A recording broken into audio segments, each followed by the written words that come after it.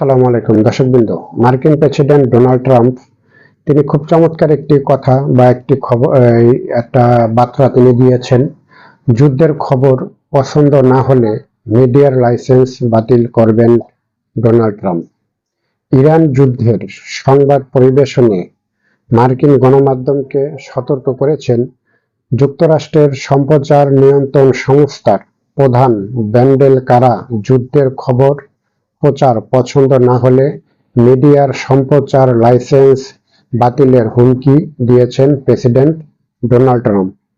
এই যে Donald Trump যে কথাটা বলেছেন, পৃথিবীতে এখনো পর্যন্ত কোনো দেশের প্রেসিডেন্ট কোনো মিডিয়াকে এখনো পর্যন্ত এরকম কোনো কথা বলে নাই যে আমার খবর আমার পছন্দ বা আমার সরকারের পছন্দ না হলে তোমাদের মিডিয়ার লাইসেন্স বাতিল হয়ে যাবে।